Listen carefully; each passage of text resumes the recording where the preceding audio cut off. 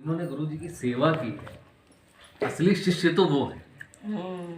और जब आप उनको जानेंगे, उनको सुनेंगे और जब उनसे सुनेंगे तब आपको असलियत में पता चलेगा कि वास्तव में गुरु जी क्या चाहते थे, क्या सिखाना चाहते थे हम जैसे आम लोगों को, और क्या वो एक संदेश देना चाहते थे। मेन चीज़ जो होती है। बाकी हम और आप तो कुछ उन्होंने बताया, कुछ हमने बताया, कुछ आपने बताया, किसी के साथ कोई सत्संग हो गया, कोई घटना घट गई तो उन्होंने सत्संग सुना दिया, बस ठीक है। वो आपके साथ भी हो सकती है, आपके साथ भी, हमारे साथ भी होती रहती है। ओम दर्शन है, होते रहते हैं, सब चीज़ें होती हैं। लेकिन वास्तव में जो गुरु जी मतलब जो गुरु जी का उद्देश्य था कि जो लोगों को पता चले, और वो क्या थे, वो उन्होंने कैसे एहसास दिलाया। कोई ये नहीं बोलेगा वैसे कि कोई बोलेगा तो कोई मानेगा, लेकिन उन्होंने क्या एहसास दिलाया, कैसे दिलाया। एक तो आँख वाले जो रघुवीर अंकल का पता होगा, उनकी आँख कैसे लौटी थी, बताया होगा, सुना होगा आपने, सुना है ना, जिनकी आँखों में सुई कोंची थी उन्होंने खूब सारी। तो वो तो ये था कि भाई 16 साल से उनके आँखें थी लेकिन उन्हें दिखता नहीं था, क्योंकि उनको इन्फेक्शन हो गया तगड़ा, जो 16 साल से उनकी रोशनी गायब थी, ठीक है ना। वो उनके घर वालों ने, वो मामा उनके थे, वो गुरुजी के शिष्य थे, गुरुजी के शिष्य थे, लेकिन गुरुजी से उन्होंने नहीं बोला मामा लोगों ने कि मेरे भांजे को इस तकलीफ है। गुरुजी ने खुद बोला।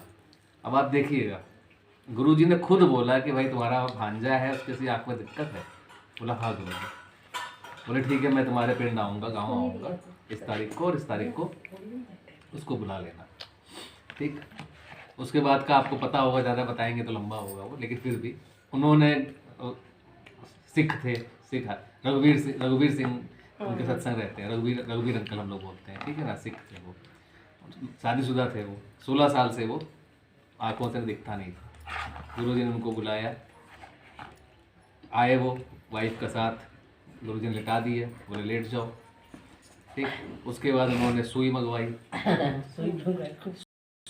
और उनकी आंखों में कोचना शुरू किया। कोचना, हाँ, आंखों में उन्होंने अनगिनत बार कोचना, इस आंख में और इस आंख में। उनके आंखों से लाल लाल पानी और आंसू गिर रहे, और उनको वाइफ ने और जिसने पकड़ रखा, और वो चिल्ला रहे कोई मुझे बचाओ, और वो सोच रहे मेरा घर वाला कोई मुझे बचा क्यों नहीं रहा है, और ये मेरी आंख फोड़ने में लगे हैं, क्योंकि उन्हें दिख ही नहीं रहा कौन फोड़ रहा है आंख। वो गुरुजी क्या जानते हैं, पहली बार मुलाकात है, ठीक। और आप ये देखो कि जो उनके रिश्तेदार, गांव वाले, मामा वगैरह जो भी, उनका विश्वास आप देखिए, यहाँ पर विश्वास समर्पण हम मेन बताना चाह रहे हैं।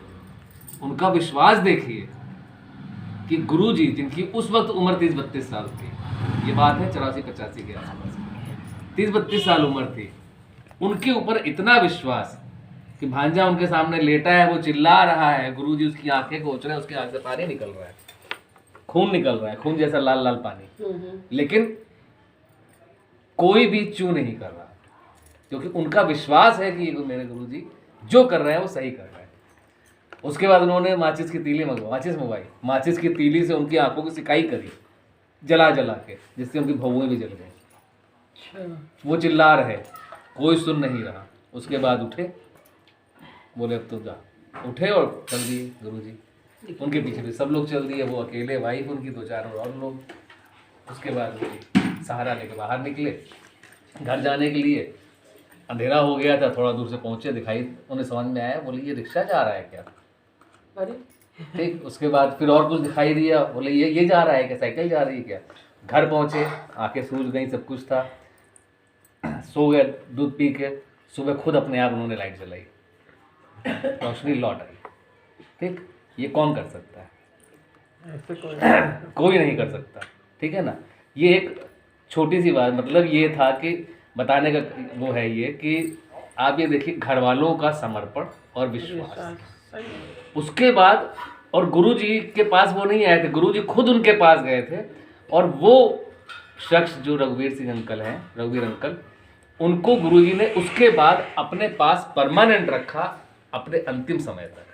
लगभग वो 22 साल गुरुजी के पास रहे, गुरुजी के अंग संग, मतलब उन्होंने चुन लिया था उनको ठीक किया, उसके बाद अपने साथ रखा, और साथ में उन्होंने फिर बोला इसके पीछे एक और संदेश है। उन्होंने बोला स्पेशली कि उसको बोला, रघुवीर अंकल को बोला कि रघुवीर तुझे पता है मैंने तेरे आँख में पता नहीं कितने 100 सुइयाँ छुपोई, ये वो सुइयाँ थी जो तुझे इतने साल तक इतने दिन तक लगने वाली थी। बात समझिए आप, जो संकट उनका वो लंबा लंबा चलता कई सालों तक, तब भी वो ठीक होते नहीं होते, वो उन्होंने अपने उसमें लाके एक साथ निपटा दिया। इसलिए गुरुजी के लिए साथ में ये स्पेशली कहा जाता है, जो गुरुजी के साथ जुड़ता है उसे लगता है अचानक से बड़े संकट आ कुछ आ गए, लेकिन वो जुड़ते भी इसीलिए क्योंकि संकट आपके पास आने वाला हो। उसका कारण ये नहीं है, बल्कि ये संकट सबके जीवन में आ रहे हैं, आते हैं, आगे पीछे आएंगे, लेकिन आप कारण समझ लें कि गुरुजी आ गए तो ये हो गया गलत। गुरुजी आ गए इसलिए आप बच गए हैं, बचे हैं, या वो इसलिए या आपकी खुशकिस्मत है कि आपकी जिंदगी में वो आ गए। एक तो ये हो गया। दूसरा, वही रघुवीर अंकल जो उनके यहाँ रहे, तो वो बताते, वो उनका आंखों देखा अपना। एक बार गुरुजी ने, क्योंकि वो गुरुजी के कपड़े भी धोते थे, वो गुरुजी के लिए खाना ही बनाते थे, खाना भी देते थे, उनके बर्तन भी धोते थे। जब वो सो जाते तब वो सोते थे, और उनके उठने से पहले वो 5:30 बजे उठ जाते थे, कि 7 बजे गुरुजी नहा धो के दरवाजा खोल देते थे अपना, उसी जहाँ वो रहते थे। तो एक बार गुरुजी ने खाना खाया, खाना खा के बर्तन रखा, रघुवीर अंकल ने बर्तन उठाया, बर्तन उठा के वो अपना धोने गए। जब धोने गए तो वहाँ उन्हें लगा, दिखाई दिया कि बर्तन में 1-1.5 चम्मच दाल है, कटोरी में जो भी था उसमें दाल थी, दाल या सब्जी जो भी था। तो उन्होंने, क्योंकि ये लोग तो ललायत रहते हैं, गुरुजी का कुछ मिल जाए तो हम, वो प्रसाद है, वो तो अमृत है, हाँ, वो हमें मिल जाए खा लेंगे, तो वो वैसे छोड़ते नहीं थे। वो उस दिन उन्होंने छोड़ा। जब उन्हें छोड़ा तो ये पहुंचे वहाँ देखने, बर्तन धोने के, देखा उसमें रखा हुआ है, तो उन्होंने उसको खा लिया। बर्तन धोया, अपना रख दिए, आए गुरुजी के सामने, इधर अपना जहाँ बैठे आके। गुरुजी ने बोला, क्यों रघुवीर है? बोले, जी गुरुजी। बोले, तुमने वो, मैंने उसमें वो थोड़ा सा वो छोड़ा था दाल, तूने वो खा ली? उन्हें पता चल गया तो तूने वो खा ली। अब इनको लगा कुछ गलत हो गया, कुछ मतलब गुरुजी ने आज टोक दिया, इसका मतलब कुछ तो गड़बड़ है। अब वो बड़ा झिझक रहे, बोले हाँ गुरुजी। बोले, नहीं परेशान मत हो। बोले, वो मैंने दाल स्पेशली छोड़ा था, मैंने खाना वो, कि क्योंकि उस नाली में नीचे एक कीड़ा है, उस नाली में एक नीचे एक कीड़ा है जो पिछले 15-20 दिन से मुझसे मुक्ति मांग रहा है, और ये अन्न मैंने उसके लिए छोड़ा था कि वो इसे खा लेगा, तो मैंने उससे बोला था कि मैं तेरी मुक्ति हो जाएगी। इस एक अन्न के कण का, ये बिटिया अभी जब आपने देखा होगा इसे चाट के खा रही थी, इसलिए खा रही थी क्योंकि इनको पता है कि वो छोड़ना नहीं है।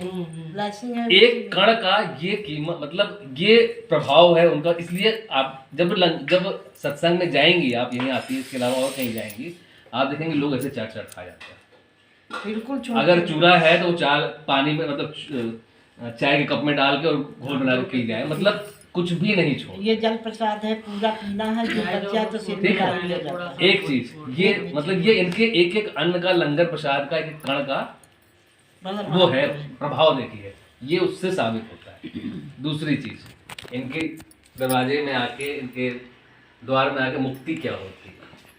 एक बार इनके दरबार में सब बैठे थे गुरु जी के यहाँ, तो जिस हॉल में ये बैठते हैं उसके बगल में एक कमरा और था, है अभी भी कमरा है वहाँ पे। वहाँ पर एक्वेरियम लगा हुआ है, मछली वाला, एक्वेरियम लगा हुआ है। हाँ, मछली भी मुक्ति का। तो एक्वेरियम ऊपर जगह स्पेस खाली होती है। एक दिन दरबार लगा हुआ था, उस एक्वेरियम से एक मछली कूदी,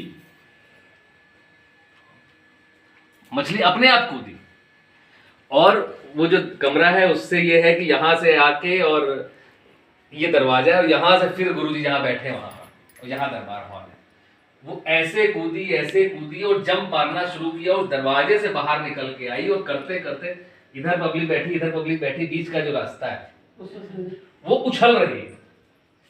जब उछलना शुरू किया तो गुरुजी अपने उसमें बैठे थे, चोले में, और अपने गद्दी बैठे थे।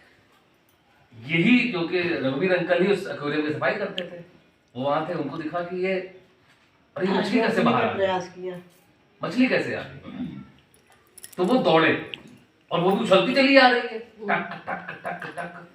तो वो दौड़ के आए कि मछली को पकड़े। जहां वो पकड़ने लगे रुजिन रोक दिया।